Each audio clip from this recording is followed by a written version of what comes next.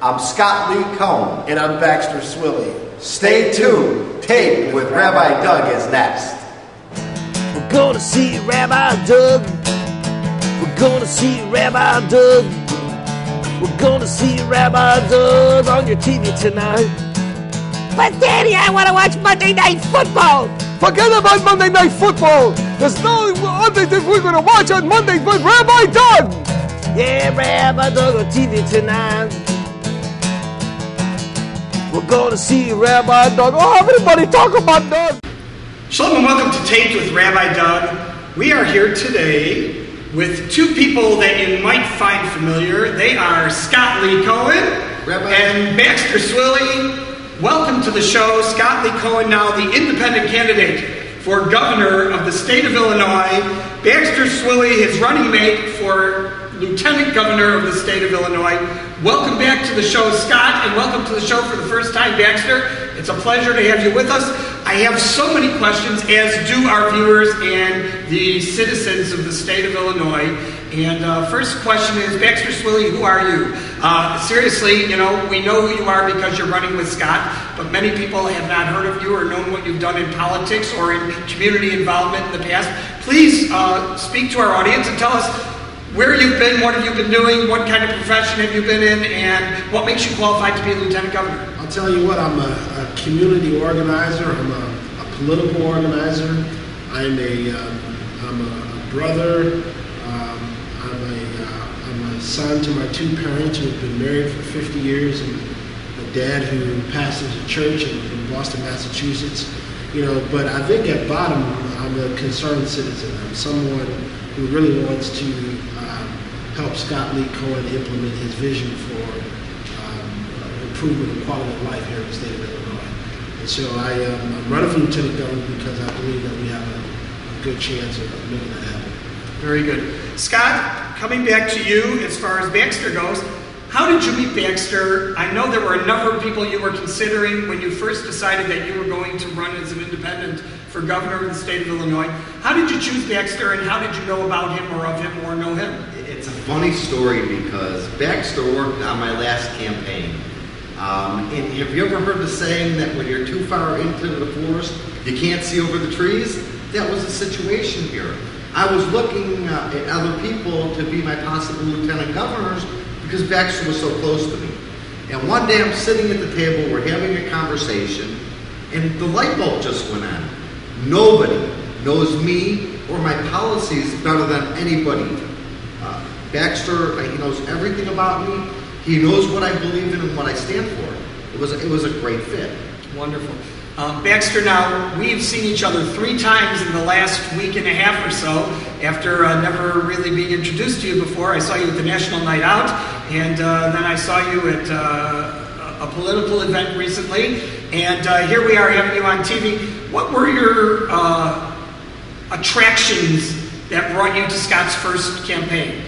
Well, first of all, Scott was obviously someone who thinks outside the box. He's willing to do whatever is necessary to get the job done. You know, the best part about the campaign that we ran for lieutenant governor was that while everyone was talking about helping people, Scott was out helping people find jobs. People had all kinds of needs and requests of Scott, and he responded to everyone that was humanly possible. So I was attracted to that because I've always wanted to help people and do the right thing. So very nice. We're a good fit. Very nice. Scott, you won the election for Democratic lieutenant governor, and you were about to be the partner to Quinn, who is running, and you decided to resign, obviously under some pressure from other politicians and from the newspapers who just blew things out of proportion at the wrong moment.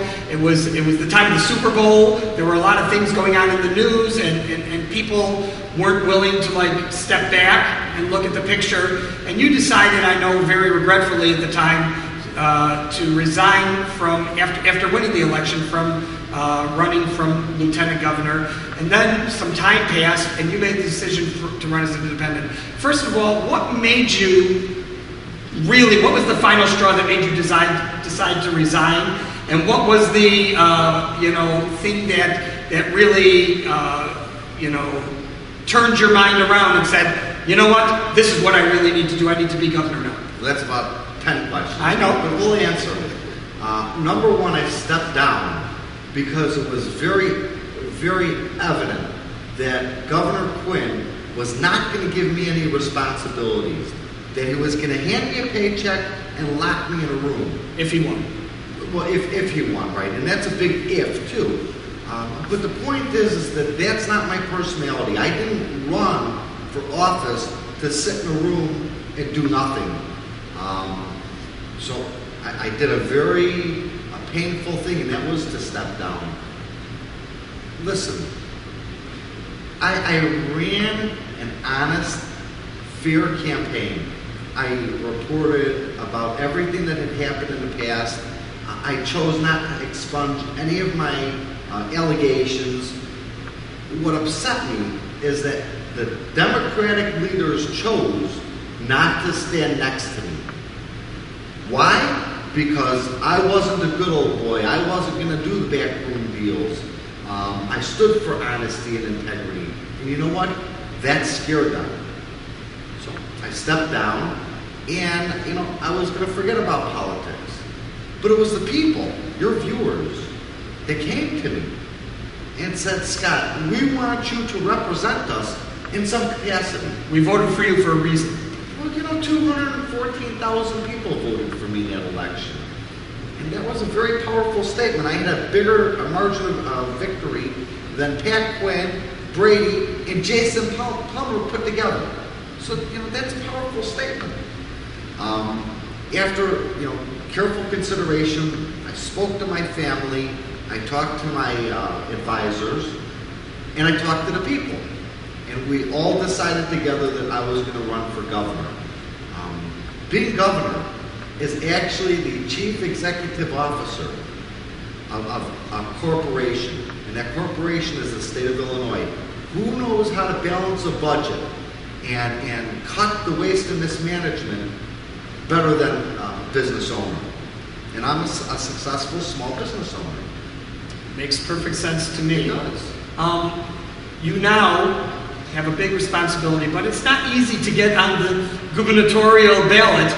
How many votes does it, I don't mean votes, how many signatures does it take to get on the ballot where people will be able to vote for you? You're not a write-in, you're an independent. How does it work to be a write-in or independent? And how many signatures does it take, and how many did you get to get on this ballot? That's a very interesting question, because there's a great disparity between an incumbent and what an independent like myself needs to be put on a ballot. The incumbents only need 5,000 signatures. An independent like myself is required to get 25,000 signatures. But listen to this. Baxter and I turn in 133,000 signatures.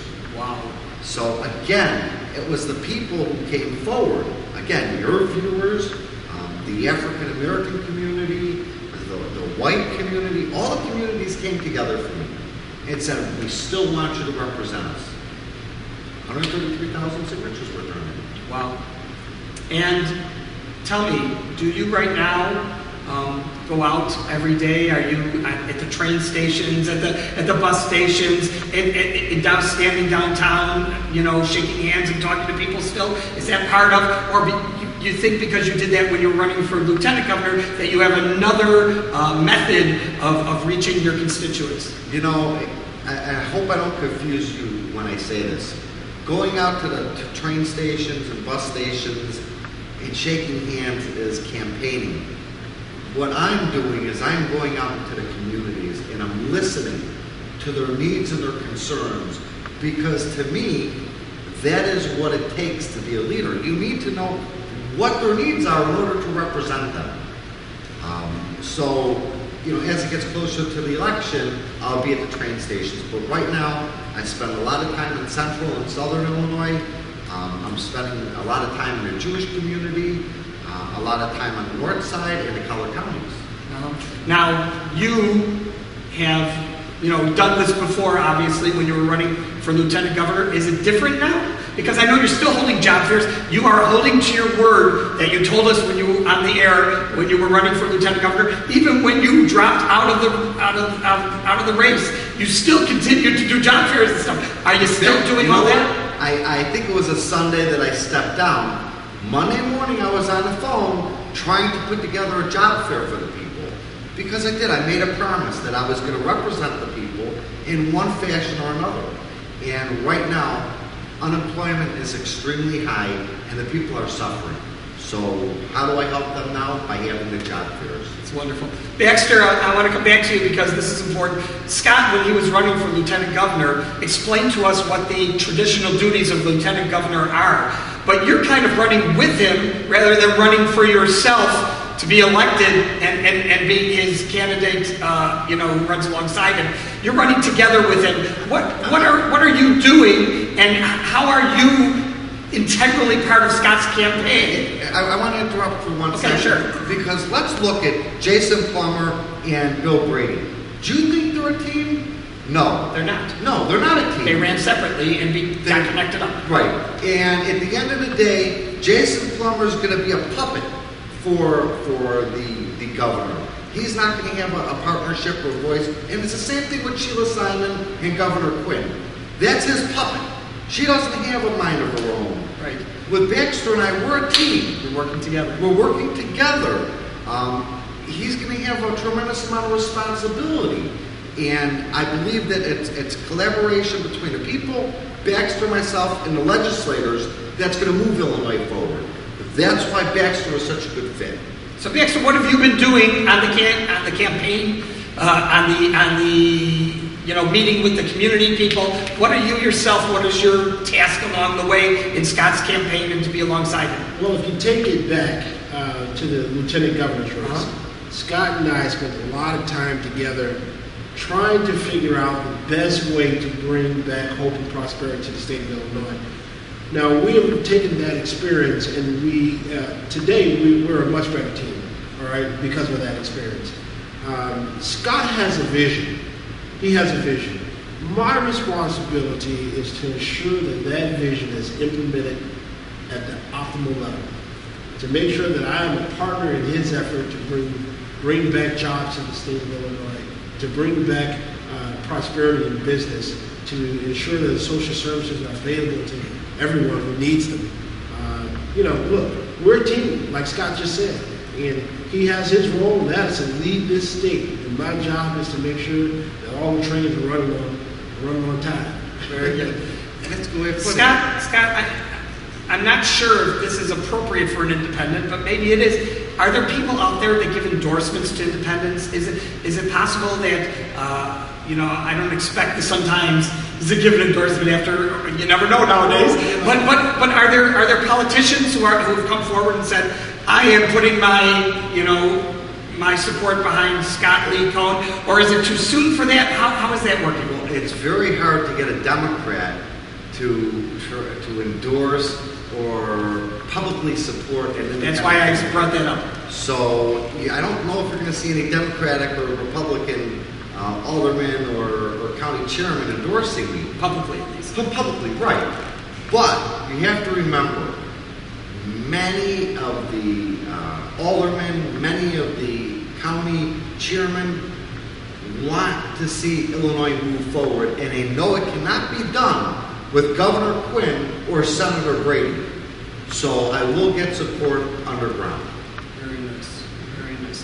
What is your overall goal? If you become governor, you're like when the manager. When I become governor. Good. What is the overall change that you are going to step forward and make right away? What is your first task as governor when that day comes?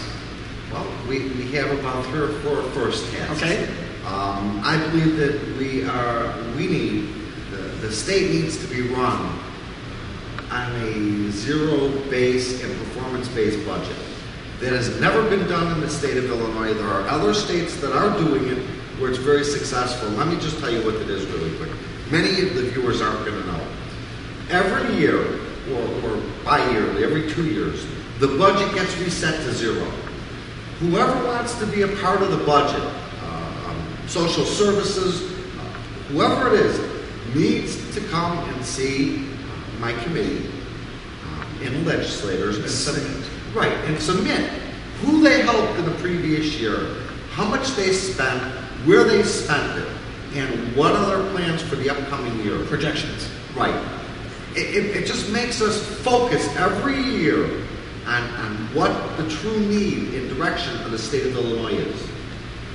That's number one. Number two, we need to fire some of the mid and upper level management at the state of Illinois. We need to consolidate these departments, and let me tell you why. We have a lot of pay-to-play politics still going on. There are employees of the state that were appointed by Blagojevich, and Pat Quinn, Governor Quinn, promised to clean it out. He never did. So there's a lot of mismanagement in this. I'm trying to think of the right word. Let's just stay with mismanagement. There's this mismanagement going on because people don't know what they're doing. They have got to go. We're either going to downsize the departments, put them together, or hire new managers that know what they're doing. The third thing that we need to do, and I'm able to do this as an independent, I'm going to have to work with the Democrats and the Republicans. You know, if Governor Quinn were to be elected, he cannot work with the Republicans. If Senator Brady were to be elected, he cannot work with the Democrats. There's too much infighting. An independent like myself, again, can work with both sides of the aisle. And that's very important. Yes, it is.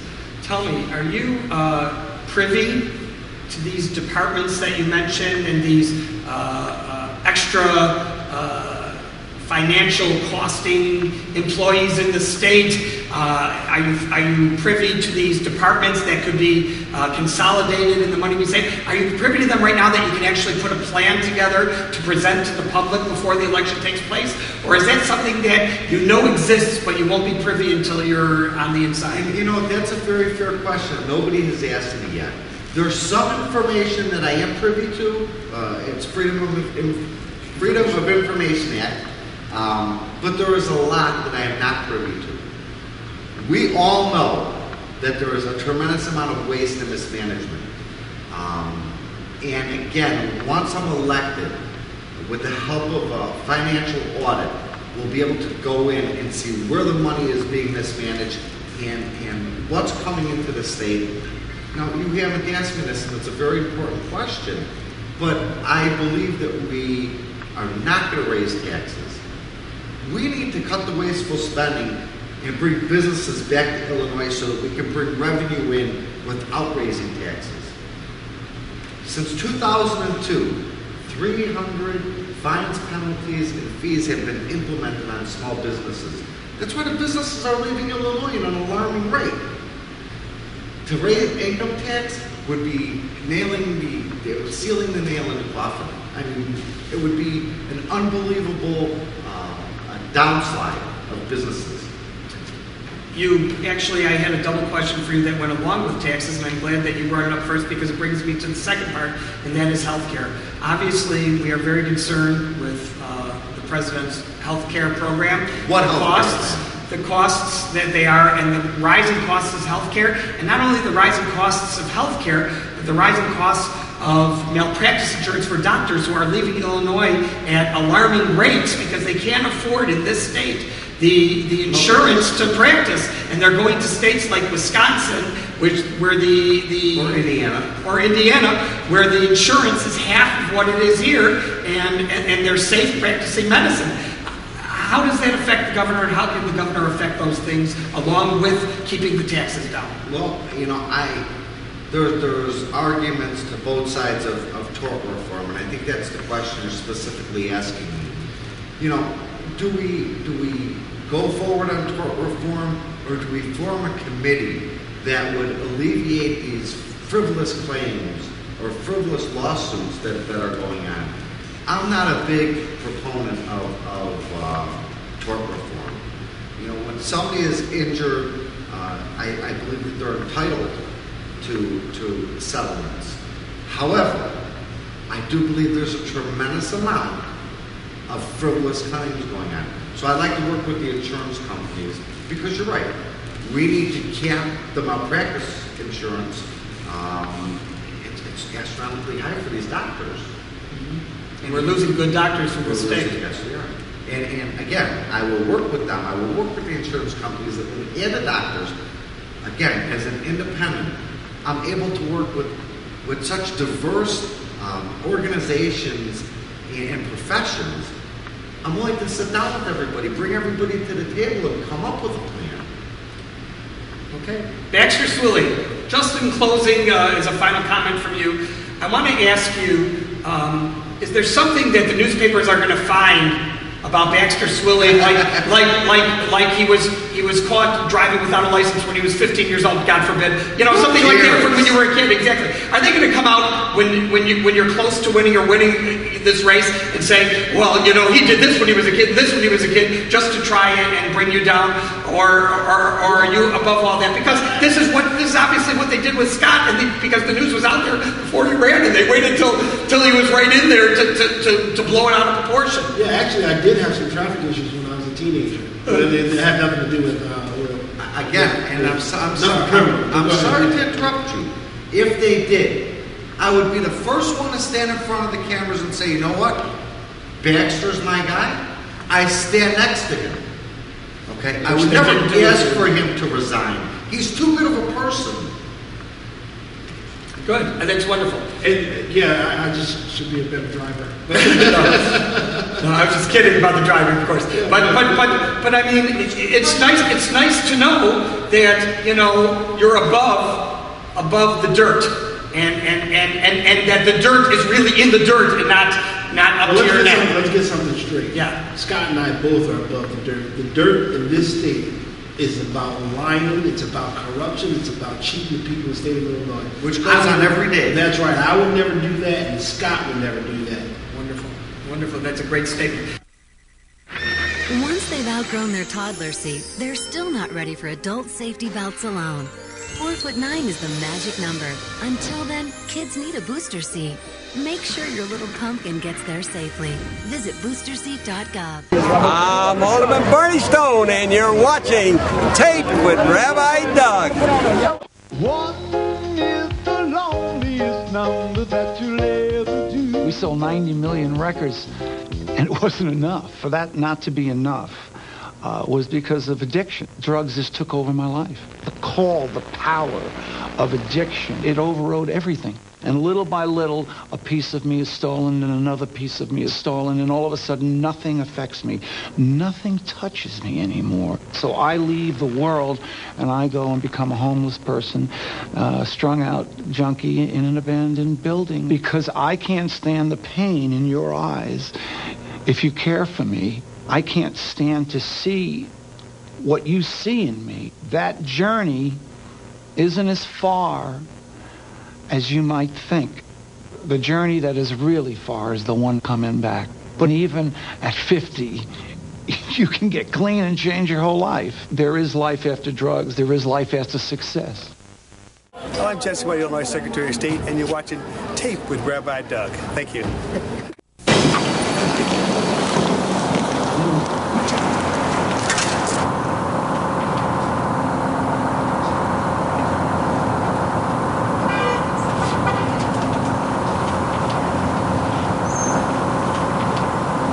Ma'am, I have to ask you to move to the rear of the bus.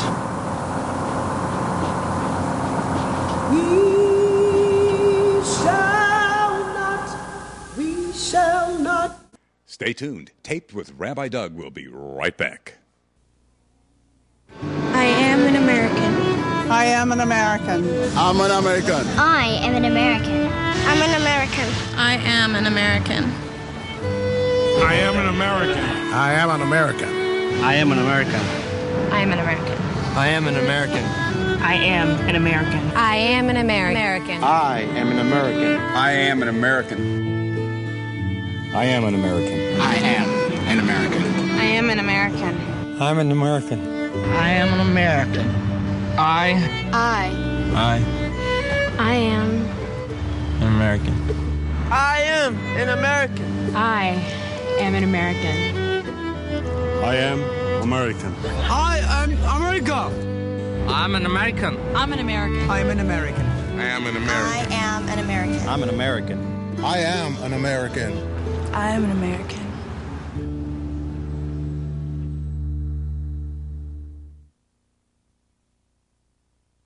Scott, please speak to our viewers and in a minute or so tell them why they should vote for Scott Cohen and Baxter Swilley. First of all, I want the viewers to know that you are a mensch. You're a great guy, and I appreciate the opportunity to be here.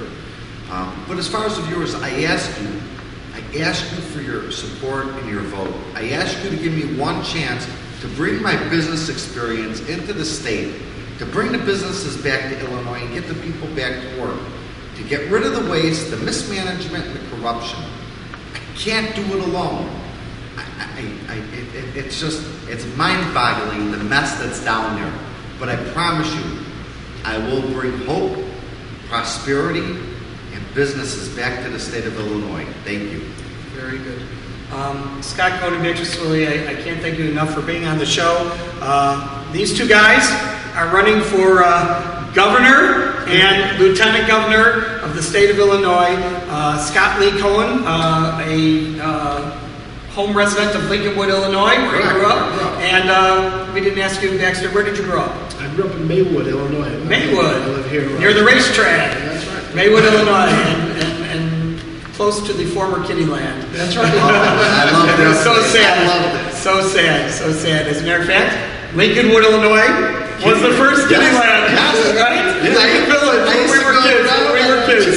When we were kids. So two Kitty Land former residents right here running for governor and lieutenant governor. We want to thank them for being with us. We want to thank you for being with us. Whatever you do, be sure to go out and vote and make this election the proper election that it should be, with the voices heard from the people. If you want to find out more about our candidates or get in touch with them, I'll be happy to forward them your emails. Send it to info@tvrabbi.com. And if you want more information about our show or to watch our show on the web, the address is www.tvrabbi.com. Once again, I want to thank you, Scott Lee Cohen, Baxter Swilley, and I want to thank all you and hope to see you next time right here on Taped with Rabbi Doug, and see you at the elections. Shalom, everyone. And I'm talking about Rabbi Doug. Talking about Rabbi Doug. Talking about Rabbi Doug on your TV show. Well, he's the rabbi for me. Anytime you need, you're gonna get married or you're gonna die. Gonna see Rabbi Doug. Gonna see Rabbi Doug. Gonna see Rabbi Doug. Gonna see Rabbi Doug on the TV tonight. To find out more about Taped with Rabbi Doug, go to www.tvrabbi.com. This has been a Taped with Rabbi Doug production.